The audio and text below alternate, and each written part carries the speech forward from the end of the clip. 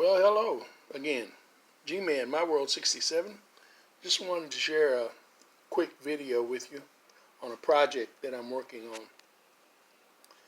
This is the motor that I just rebuilt out of junk parts. Was missing a spring, brushes. Had to put this on. Contactor plate was going on it. I've got several of these smaller Marx motors, and I've had trying to figure out what to do with them as a project for project engines, because there's not very many things that I reuse these motors in. And so I decided to take this old junk motor and see if I could put it back together, make it run, because it didn't run at all. That's why I began to run parts off of it. And what it was just bad armature. And so I replaced the armature in it, put the missing parts back on it, and it runs real good. I'm still having a little slight problem with this top spring. I've readjusted it and did some things, and it runs better, but it's still not quite like it should be. So I'm going to do something else to it. But for now, it's okay. But anyway, I've decided, like you see, I painted the wheels red on it. Just got done with that about 30 minutes ago. I've decided I've got some projects, special projects that I've been gathering together over the last year or two. And one of those special projects is Hornby, some Hornby trains. I like British trains. And so I've never had any, well, I had a couple in HO, just engines, several years ago. And I've always wanted to get some old gauge Hornby. And here last year and this year, I happened to pick up 3 Hornby bodies. And I'll show them to you real quick.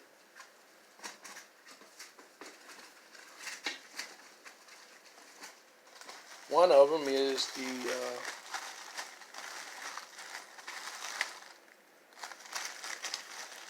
Scotsman.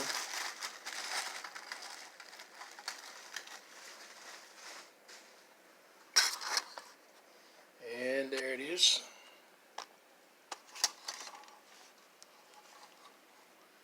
And it's in pretty decent shape. The paint's a little rough in areas, but the body itself is pretty much all there. Just one little indenture in the roof.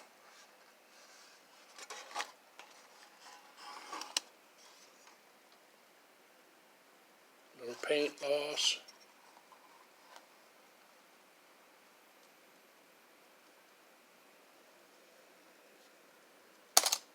I don't know whether you can see that or not. Can't get it very clear. Royal Scot.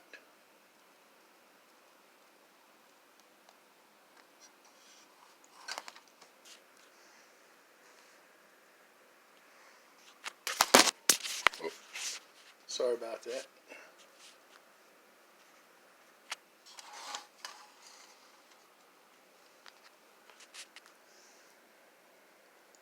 I don't know whether you can make that out or not, but it says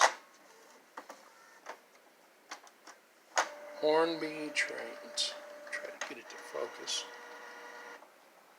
Won't focus. Get that glare off of it. There we go. Hornby. And I know you say, what's so great about Hornby trains? Well, Hornby trains is one of the oldest toy train manufacturers that there is. Like Lionel, it has a great, rich history. And I've always, like I said, liked British trains. And I had a chance to actually pick these up from Australia and Britain. And if I'm on some trains, although they're all made over there pretty much. I actually want some trains that come from there. And these shells actually came from Britain and from Australia. Now that's one of them.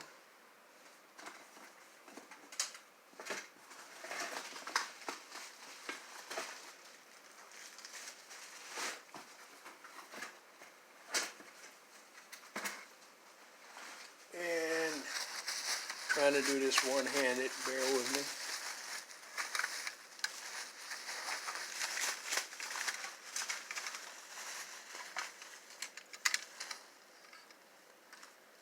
The second one is an LNER switcher.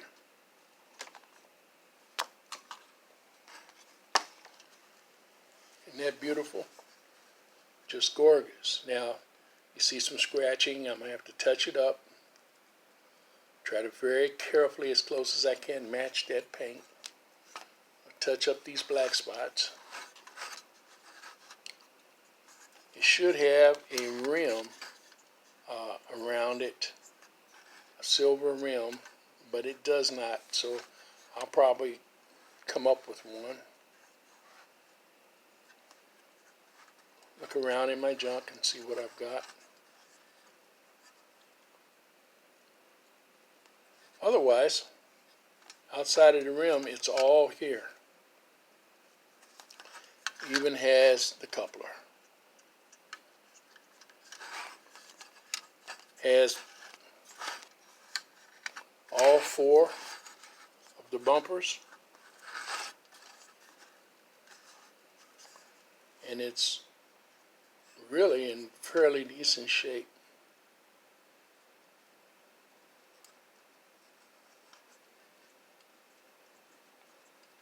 Now I think when I bought these, I got them at a really good price.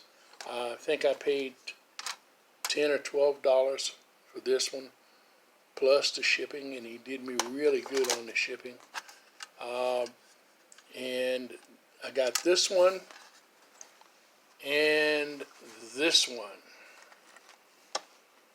Isn't that just gorgeous? Now this one was actually the worst out of the three. It's missing a little dome. The paint was just faded. The black was really dull, and this green was just really badly faded. The red was a little chipped up. I touched the red up. It does have the rim. It has the side rails versus the side rails are gone on this one. No handrails. That is the one thing that engine is missing. But this one has the handrails. It has the light rim. It's missing the dome, as I said. And it's missing the front bumpers. And it has no couplers, as neither does the Royal Scot.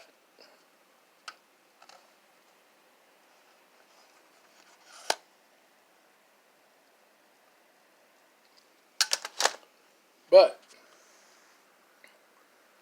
I took it, been working on this project all morning, most of the afternoon.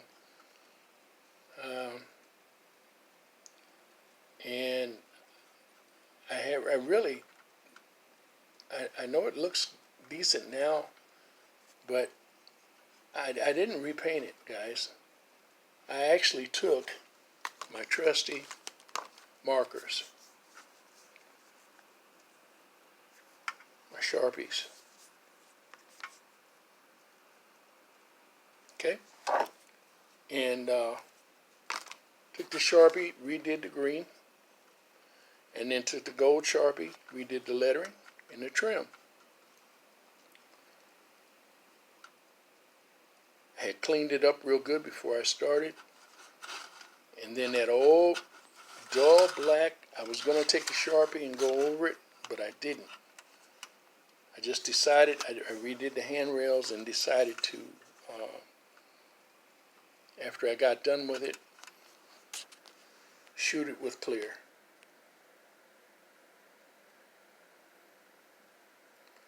And it looks every bit as good as this one.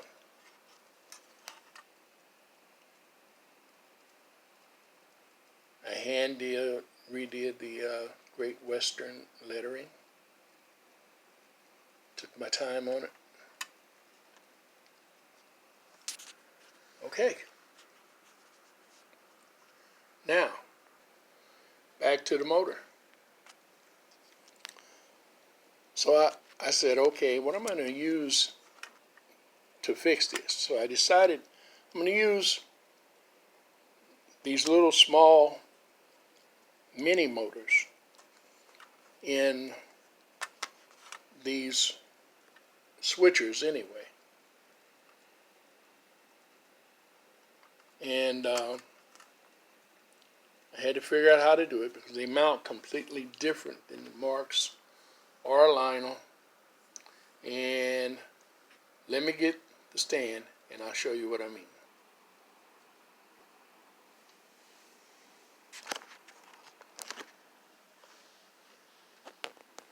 Okay.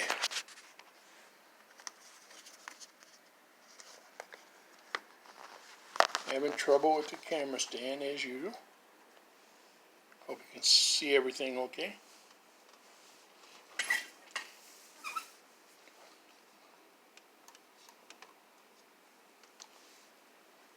Now, Marx motors, as you know, they always have to have some type of plate or something that holds them in place, and then they'll use a pin or a rod. They'll use something. Well, as you know, these particular motors and most Marx motors have the two slots in the back.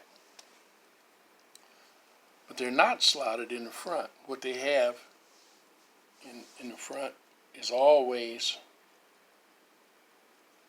your transition bar that goes across to hold it in place, uses the screws, or on these old motors, the later ones, they use the snaps that snap through the body. Well, what I did was, I looked at this, and I want you to see this, how kind of simple these are. They make their motors so that they have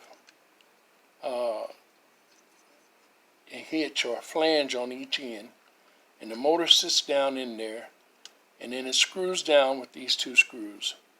Simple. Well, we don't have that with the American Flyer. It's probably the closest thing we can come to it.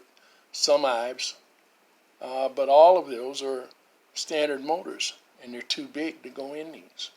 So that brings us back to this little motor. So what I've done was, get that paint out of the way. What I've done was, I went through first and I made a couple of these as templates, shaped them, figured out how to do it. I've been last week or so figuring out how I was going to mount one of these Marx engines in this shell. And I finally figured it out. Went to bed last night, got up this morning, looked at it, and it came to me. I needed to make some plates to hold that in. But in order to do that, it's fine for the backside, but in order to do that, I had to have slots in the front. So I took my Dremel and I cut two slots.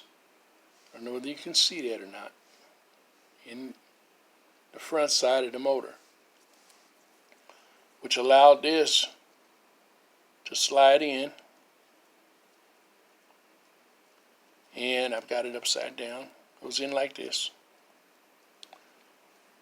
And then I had to drill a hole through here so that the bolt on the underside of the chassis, right here, would go down through it and lock it in place. Well, I made these. I measured them and everything, got them in, and they were a little bit too small. The front one was, and so was the back one. So, I made new ones. See how much larger that is? Goes in.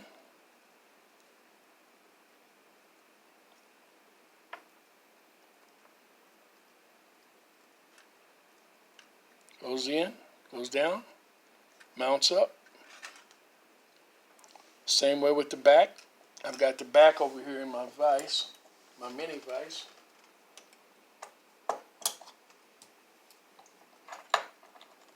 Because after I made it, then I wanted to make some adjustments to it. And I added another piece to it.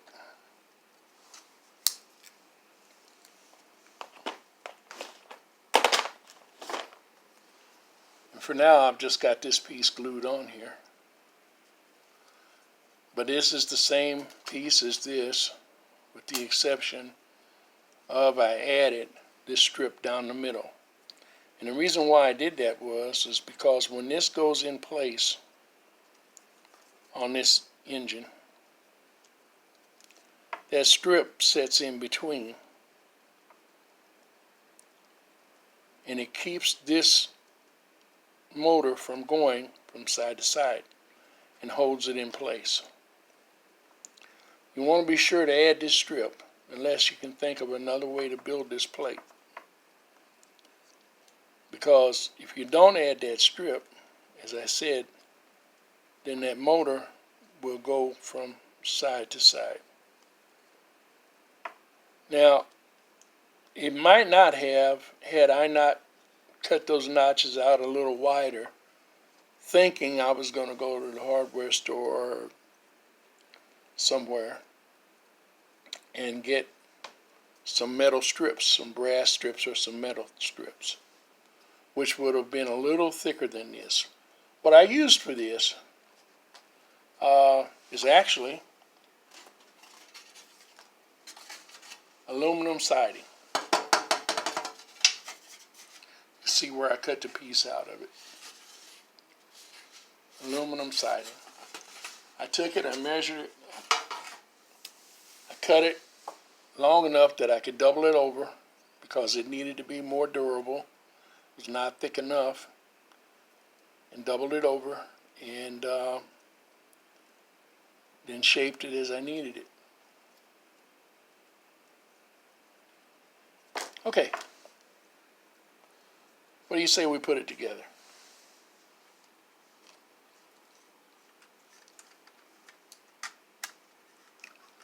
I'm going to put this piece in first. And as you probably figured out by now, I've done this a couple times already by trial and error.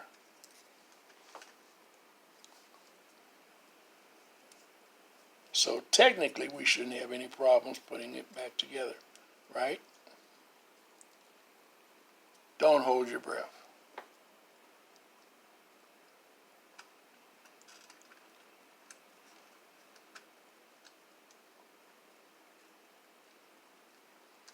Okay.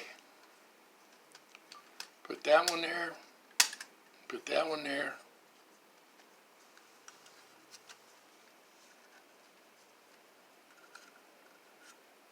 Got them in place. This front one, I want it to come over just a little bit. And I might have to do the same thing with the front one that I did with the back one. I might have to add a piece in there to do that same thing. Now, I just noticed I flipped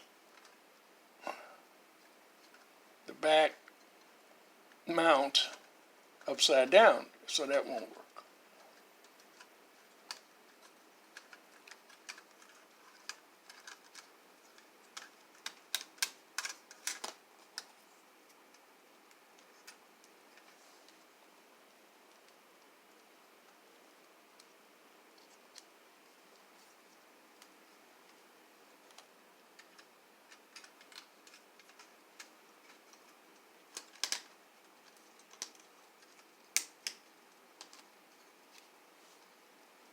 Now we got it. And that helps everything else to line up like it should.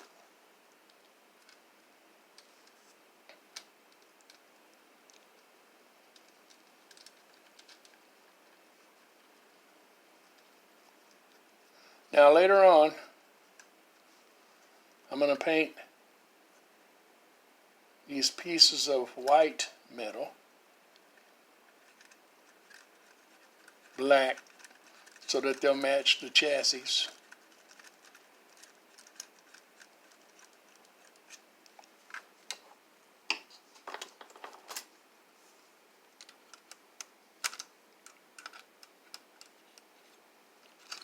I'm not going to tighten it completely up because, like I say, I'm going to take it back out and paint those two strips.